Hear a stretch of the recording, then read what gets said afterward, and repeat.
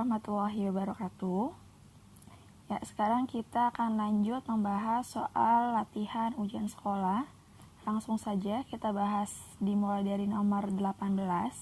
Nah, di sini materinya yaitu tentang sifat koligatif larutan. Perhatikan gambar berikut. Di sini ada dua larutan. Yang pertama itu glukosa, sedangkan yang kedua itu adalah larutan natrium klorida atau larutan garam. Nah, di sini diketahui molalitas atau konsentrasi dari larutan gula ini adalah 1 molal. Untuk larutan garamnya itu 1 molal. Kemudian di sini diketahui juga TF-nya atau titik bekunya, yaitu sebesar minus 1,86 derajat Celcius. Ini untuk titik beku dari gula. Sedangkan untuk titik beku dari garam ini ada minus 3,72 derajat Celcius. Nah, ini kita bisa lihat kalau titik beku dari NaCl atau dari garam itu lebih negatif ya dibandingkan dengan titik beku dari gula. Nah, sekarang kita lihat soalnya. Jika diketahui Kf air atau tetapan titik beku air itu sebesar 1,86 derajat Celcius per molal dan Kb air atau tetapan titik didih air itu sama dengan 0,52 derajat Celcius per molal. Nah, di sini yang ditanyakan adalah titik didih dari natrium klorida dengan konsentrasi 2 molal. Nah, kita kan tahu sendiri kalau misalkan antara gula dan natrium klorida ini dia punya dua sifat larutan yang berbeda. Kalau gula itu non-elektrolit, sedangkan untuk natrium klorida ini elektrolit. Nah, yang membedakan kalau misalkan di dalam larutan, gula itu dia tidak akan terionisasi. Sedangkan untuk natrium klorida dia akan terionisasi menjadi Na+ dan Cl-. Jadi kalau misalkan larutan garam ini ada di pelarut air, dia akan terionisasi menjadi Na+ dan Cl-. Nah, karena keduanya punya sifat larutan yang berbeda, jadi untuk menentukan sifat koligatif larutannya juga berbeda pula. Untuk penentuan sifat koligatif larutan elektrolit, berarti dia ada faktor Van Hoff. Nah, faktor Van Hoff ini biasanya kita simbolkan dengan huruf I.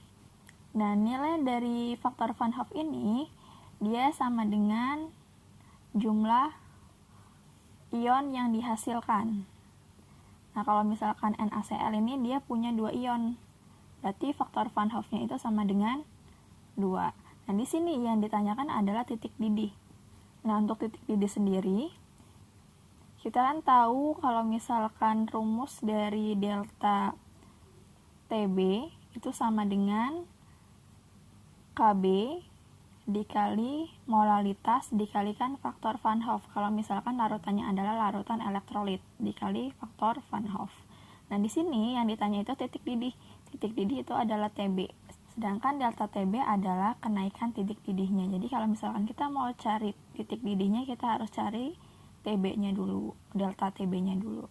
Kita harus cari delta Tb-nya dulu.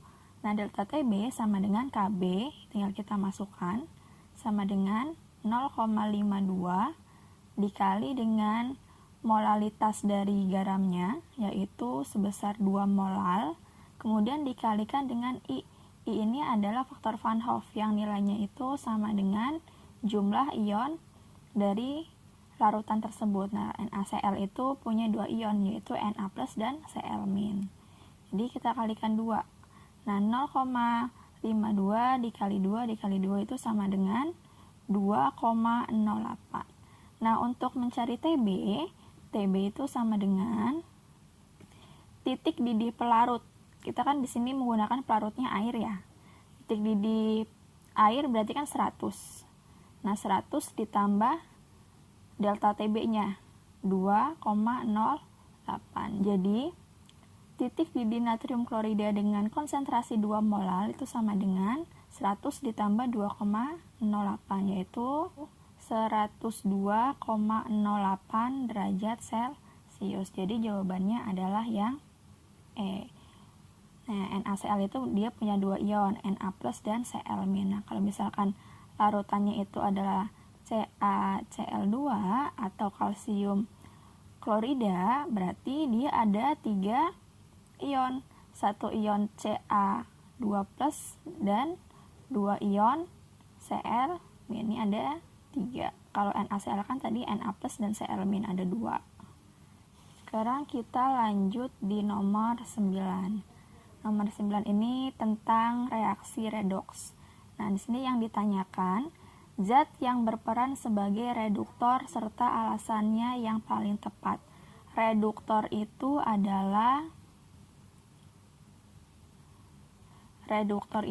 yang mengalami oksidasi.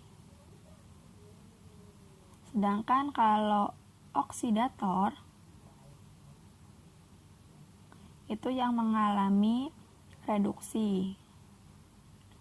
Nah, jadi kita harus cek nih dari persamaan reaksi ini, mana yang mengalami oksidasi, mana yang mengalami reduksi. Nah, di sini ada senyawa mangan dan oksigen. Oksigen kita kan tahu kalau misalkan biloks oksigen itu adalah -2.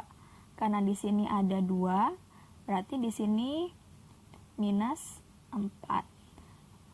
MnO2 ini kan dia molekul netral. Kalau molekul netral berarti jumlah biloks dari unsur-unsurnya itu sama dengan 0. Berarti di sini ada -4 untuk oksigennya, sedangkan untuk Mn-nya itu adalah +4.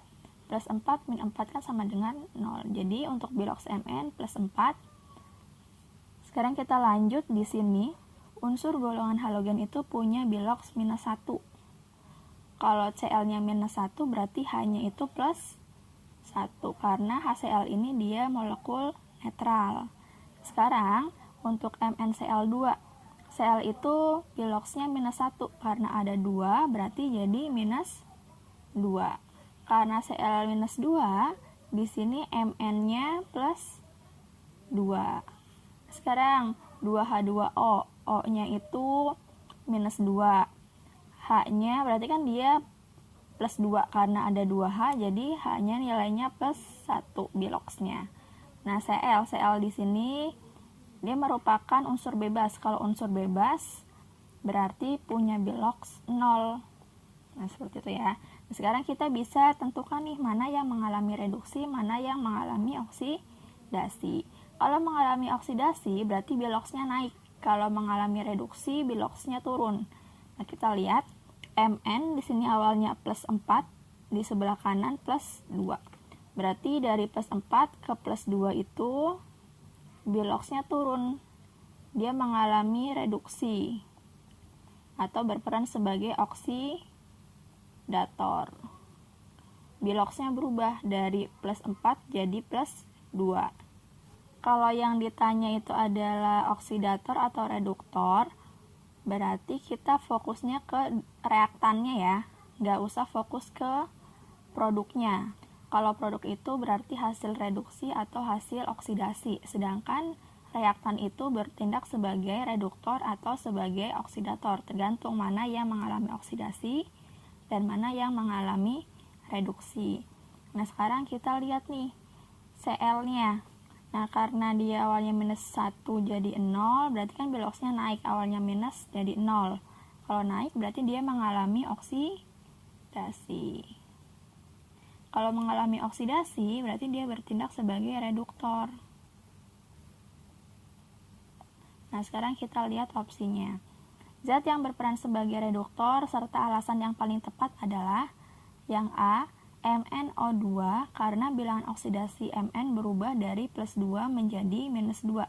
Ini biloksnya turun, berarti salah ya, karena reduktor itu yang mengalami oksidasi. Kalau oksidasi berarti biloknya naik. Nah, di sini MnCl ini udah salah ya, karena MnCl ini dia bertindak sebagai produk atau hasil reaksinya. Jadi ini udah langsung salah. Kemudian yang C, HCl karena bilangan oksidasi H berubah dari +1 menjadi +2. Biloks H itu nggak berubah, tetap. Jadi ini salah. Nah, sekarang kita lanjut di opsi yang D. Di sini yang D, MnO2 karena bilangan oksidasi Mn berubah dari +4 menjadi plus 2. Ini salah ya, karena reduktor itu mengalami oksidasi, berarti biloxnya nambah. Ini kan berkurang, plus 4 jadi plus 2. Kemudian yang E, HCl, karena bilangan oksidasi Cl berubah dari -1 menjadi 0. Nah, ini sudah betul ya, berarti jawabannya yang E. Biloxnya berubah dari -1 menjadi 0, berarti mengalami oksidasi. Kalau dia mengalami oksidasi, berarti dia bertindak sebagai reduktor. Oke, sekarang kita lanjut di nomor 20. Di nomor 20 ini, di sini ada hasil percobaan. Ini percobaan tentang korosi ya. Jadi, soalnya paku paling cepat berkarat ketika dicelupkan pada asam cuka. Di sini asam cukanya 1 jam, sedangkan yang lain itu lebih dari 1 jam. Penjelasan yang benar tentang peristiwa ini adalah, nah kalau misalkan kita lihat opsinya, yang pertama itu asam cuka merupakan zat yang mengandung ion H+, yang mempercepat perkaratan. Nah, ini yang betul ya, yang A. Ya, sekarang nomor 21. Di sini ada proses elektrolisis. Larutannya itu ZnSO4. Jika proses tersebut berlangsung selama 10 menit, arus yang digunakan 5 ampere dan massa atom relatif dari Zn itu 65, maka massa Zn yang dihasilkan pada proses elektrolisis tersebut adalah, ya, jadi rumus yang digunakan untuk mencari massa Zn adalah M, massa, sama dengan massa atom relatif per elektronnya, kemudian dikalikan dengan arus, dikalikan dengan waktu per 96.500. Nah, di sini T-nya itu harus dalam bentuk sekon atau detik. Satuannya harus detik ya. Jadi kalau misalkan ini masih menit, berarti harus diubah dulu ke dalam bentuk detik. 10 menit sama dengan 600 detik. Kemudian untuk data E-nya, nah berarti di sini kita harus tulis reaksi ionisasi dari ZnSO4-nya dulu. ZnSO4 reaksi ionisasikan menjadi Zn2+ plus SO4 2-. Zn2+ ditambah 2 elektron sama dengan Zn. Nah, kita yang tanya itu maksudnya massa Zn ini. Jadi, jumlah elektronnya itu adalah yang ini. Berarti AR-nya 65, AR dari Zn per jumlah elektronnya 2, kemudian dikalikan dengan arusnya 5, dikali dengan waktunya 600, kemudian dibagi 96.500. Nah, ini sama dengan 1,01 gram. Nah, jadi jawabannya yang C. Oke, sekarang lanjut nomor 22. Sini ada rangkaian sel volta. Di sini yang ditanyakan adalah notasi sel dan nilai potensial sel yang tepat untuk gambar di atas. Nah, pertama kita harus menentukan mana anodanya, mana katodanya, mana yang mengalami oksidasi, mana yang mengalami reduksi. Nah, di sini kan kita lihat ya, ada elektronnya. Nah, elektron ini ada panahnya nih. Ada anak panahnya. Panahnya ini arahnya ke kiri. Nah, arahnya ke sini ya.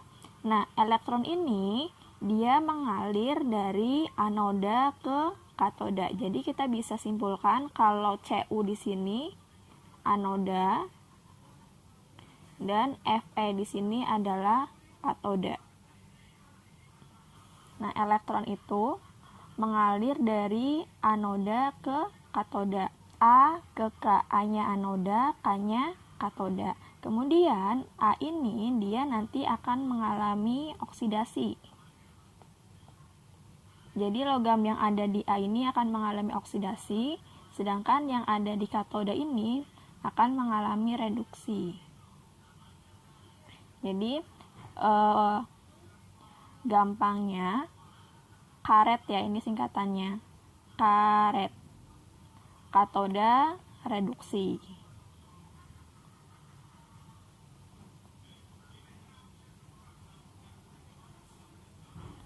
Nah, kemudian untuk menuliskan notasi sel di sini ada caranya sendiri. Jadi untuk menuliskan notasi sel berarti kita harus menuliskan anoda, katoda.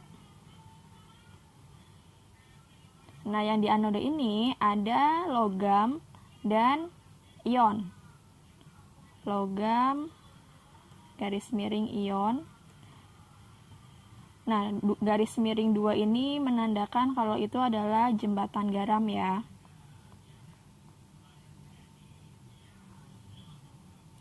Jadi penulisan notasi sel itu logam, ion, kemudian ion, kemudian logam lagi. Ini ada di masing-masing anoda dan katodanya. Kemudian di sini kan di anoda itu Cu ya. Berarti untuk penulisan notasi selnya yang di anoda yang mengalami oksidasi itu Cu, logamnya dulu berarti Cu, terus kemudian diikuti ion dari Cu, Cu2+, garis miring 2, kemudian ion yang di katoda itu yang ini, berarti ionnya ada ion Fe2+, kemudian garis miring logamnya Fe. Jadi untuk notasi selnya adalah ini ya.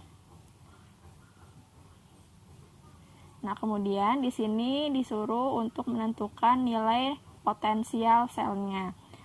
Nilai potensial sel dapat ditentukan dengan rumus N0 sel sama dengan N0 yang direduksi dikurangi N0 oksidasi. Berarti N0 reduksi pakai data N0-nya Fe karena Fe yang mengalami reduksi. Berarti N0 reduksinya sama dengan minus 0,44. Kemudian dikurangi sama N0 oksidasi. N0 oksidasi yang mengalami oksidasi itu adalah Cu. Jadi kita menggunakan data N0 Cu, yaitu 0,34. Nah, sama dengan minus 0,44 dikurangi 0,34 sama dengan minus 0,78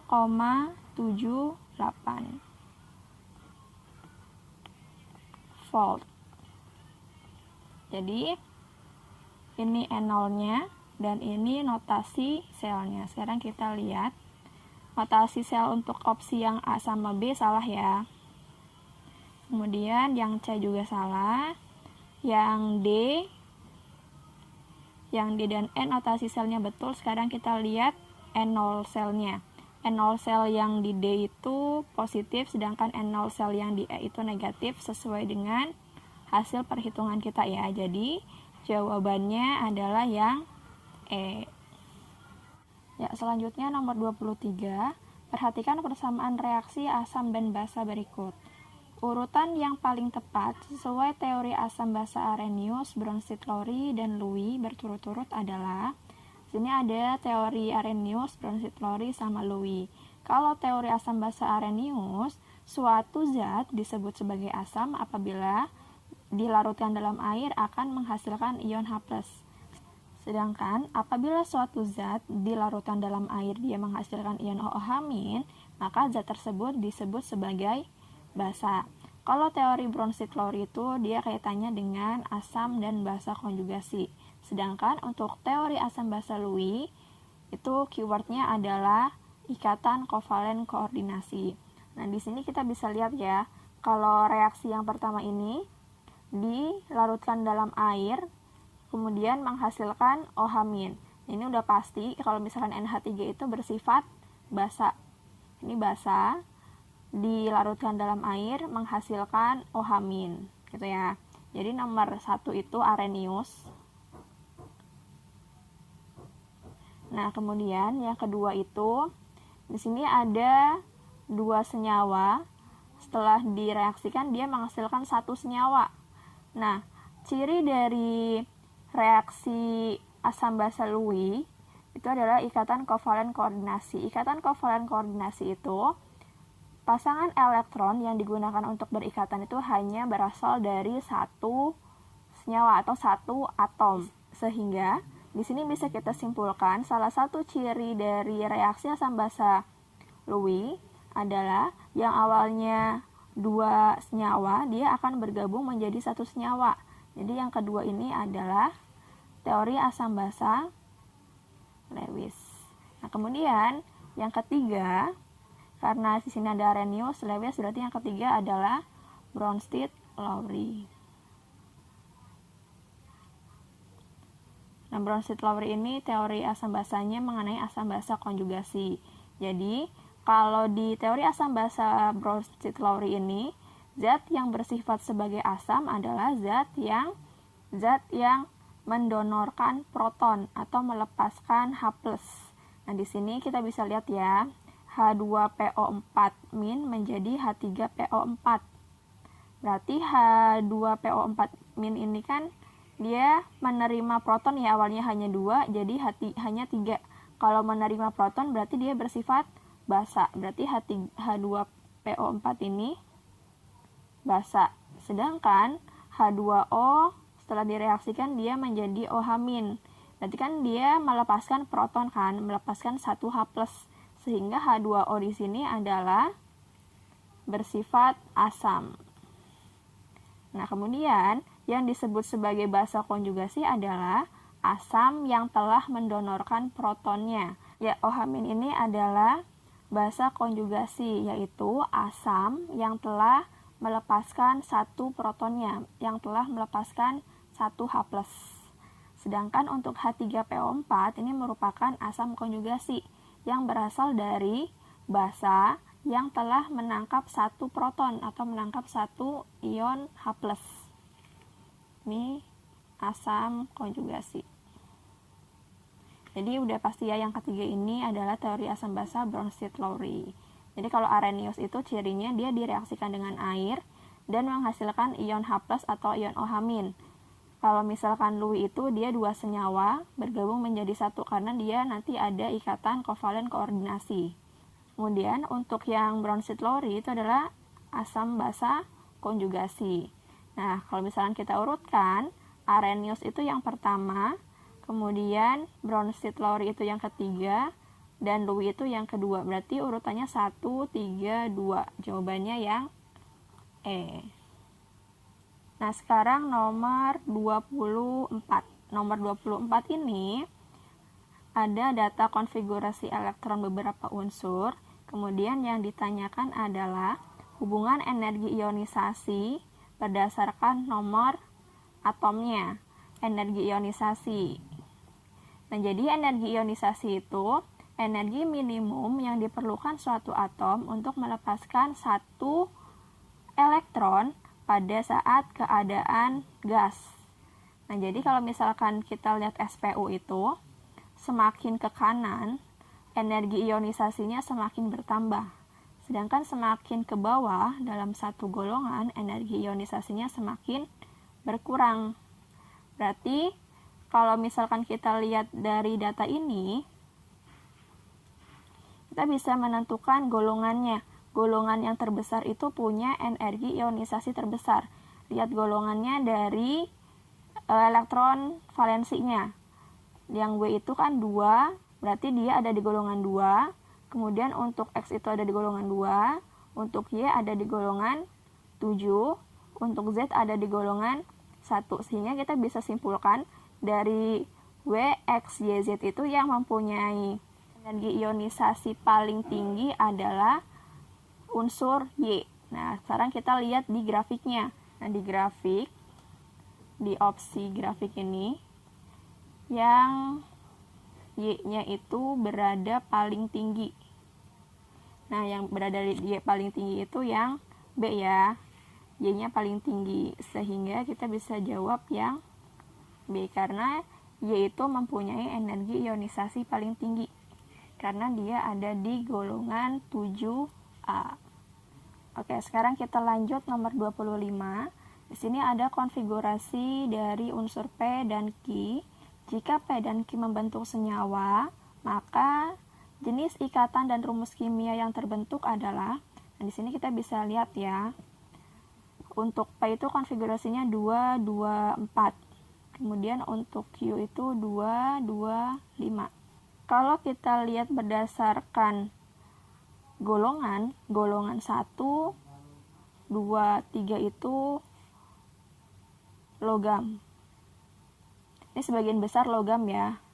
Kemudian untuk golongan 4 sampai 7 itu non logam. Sedangkan untuk golongan 8 itu adalah golongan gas mulia. Karena gas mulia udah stabil, jadi dia sulit untuk bereaksi atau berikatan dengan unsur lain. Di sini P itu ada di golongan 6, sedangkan Q itu ada di golongan 7.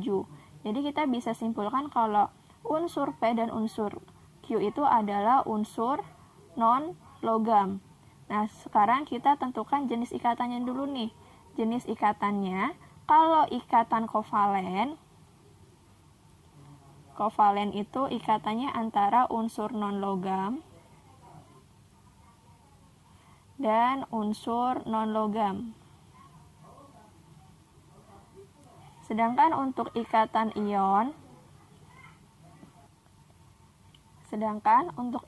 ion itu terbentuk dari unsur logam dan unsur non-logam.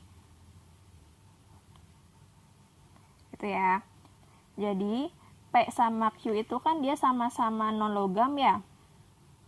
Non-logam sama non-logam. Jadi sudah pasti jenis ikatannya adalah ikatan kovalen. Nah, di sini di opsi yang jawabannya itu adalah ikatan kovalen itu antara D dan E.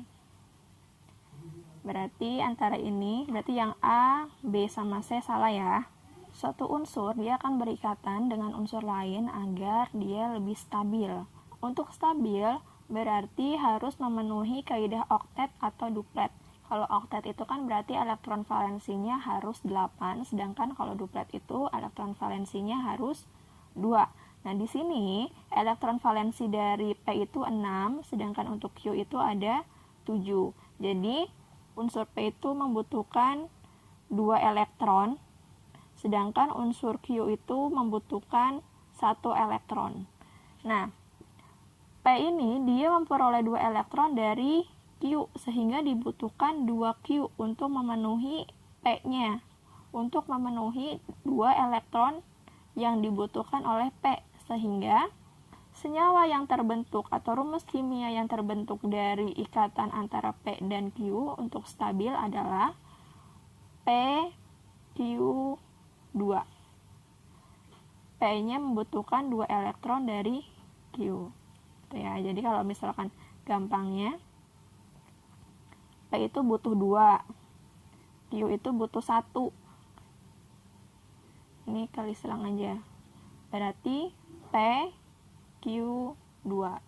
Nah, jenis ikatannya adalah ikatan kovalen karena berdasarkan penggunaan elektron bersama. Atau bisa juga kita menentukan dia ikatan kovalen dari sifat dari unsurnya.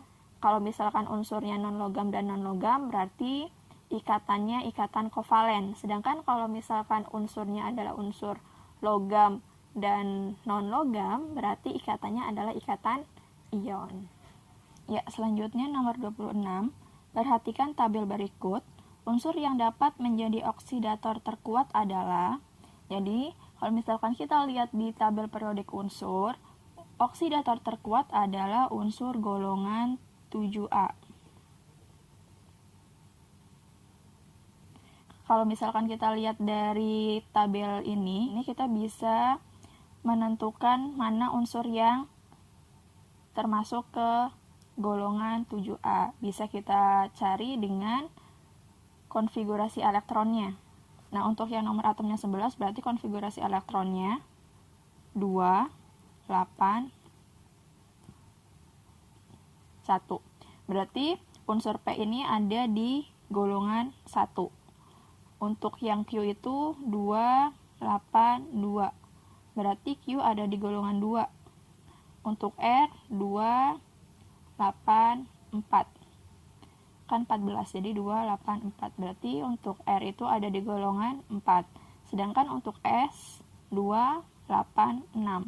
S ada di golongan 6. Untuk T 287. Nah, T ini ada di golongan 7A.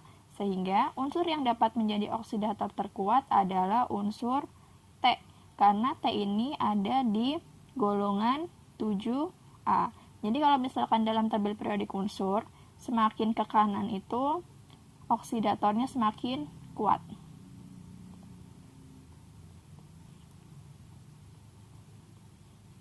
Itu ya. Sedangkan kalau misal ke kiri, reduktornya kuat ya. Berarti kalau ke kiri reduktornya kuat, berarti semakin mudah teroksidasi semakin ke kiri. Kalau semakin ke kanan semakin mudah terreduksi. Berarti yang ini jawabannya yang E, yang T. Nomor 27, unsur R dan unsur K dapat membentuk senyawa dengan rumus dan jenis ikatan berturut-turut. Di sini bisa kita lihat ya, R itu punya nomor atom 11, K itu punya nomor atom 16. Nah, sekarang kita tulis dulu konfigurasi elektronnya. Untuk unsur R, konfigurasi elektronnya 281. Untuk K, konfigurasi elektronnya 286. R itu ada di golongan 1, logam. Sedangkan K itu ada di golongan 6, non-logam. Karena logam dan non-logam berarti ikatannya adalah ikatan ion. Berarti yang ini salah, yang ini salah. Jadi yang B sama C salah. Sekarang kita lihat jawaban antara A, D, dan E. Nah, di sini antara R sama K itu butuh 2 elektron agar stabil, agar mencapai kaidah oktet atau mencapai elektron valensinya 8. Ini kan 6, berarti kurang 2 kan? K itu kurang 2 elektron. Nah, 2 elektronnya ini diperoleh dari R, sedangkan R ini cuma punya 1 elektron. R cuma punya 1 elektron, sehingga dia kan berarti butuh 1 elektron buat mencapai kaidah duplet kan, atau mencapai elektron valensinya itu 2. Berarti dia butuh 1 elektron. Karena di sini elektron valensinya udah 1, berarti dia butuh 1 elektron lagi untuk mencapai kaidah duplet. Kalau K itu kan 6, butuh 2 lagi biar 8. Jadi di sini seperti tadi caranya, dikali silang aja, berarti K-nya 1, R-nya 2. Jadi rumus kimianya KR2 atau R2K, dan jenis ikatannya adalah ikatan ion. Nah, antara A, D, dan E, yang rumus kimianya KR2 atau R2K adalah yang D. Jadi jawabannya untuk nomor 27 yang D.